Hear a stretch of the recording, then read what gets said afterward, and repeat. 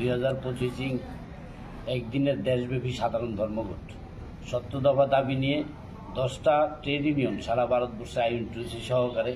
10টা শ্রমিক সংগঠন মিলে 24 ঘন্টা ভারত বন্ধের ডাক দেওয়া হয়েছে। এই বন্ধে সোনামুড়া নগরবাসী এবং সোনামুড়া মহকুমা এবং ত্রিপুরা রাজ্যের সবাইকে বন্ধকে সমর্থন করার জন্য আপনাদের মাধ্যমে আমরা অনুরোধ করছি। কারণ বর্তমান সরকার শ্রমিক বিরোধী, জনবিরোধী এবং কর্পোরেট মুখী নীতি গ্রহণ করেছেন, যার লক্ষ লক্ষ মানুষের জীবন বিপন্ন হচ্ছে। বেকারত্ব, মূল্যবৃদ্ধি, সরকারি প্রতিষ্ঠান বেসরকারীকরণ, শ্রমিকদের অধিকার হরণ এবং শ্রম আইন দুর্বল করা ফলে সাধারণ মানুষ প্রতিনিয়ত বিপদে পড়ছে। আজকে আপনারা জানেন সারা ভারতবর্ষে যে পর্যাপ্ত শ্রমিক বিজেপি শাসিত রাজ্যগুলিতে যারা অন্য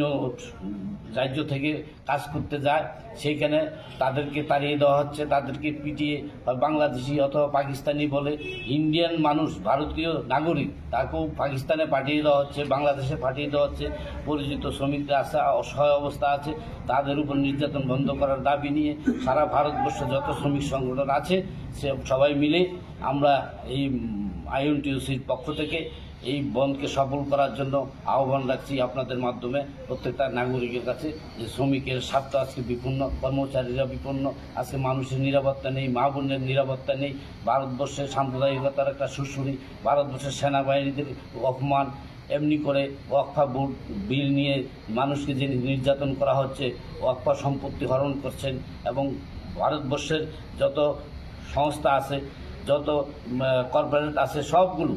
বিভিন্ন বিদেশি কোম্পানি এবং মালিকানা দিয়ে দেওয়া হচ্ছে। আজকে এমন পরিস্থিতিতে ভারতবর্ষে বা ত্রিপুরা রাজ্যে বিদ্যুৎ বিল যে হারে বাড়ছে, এই বিদ্যুৎ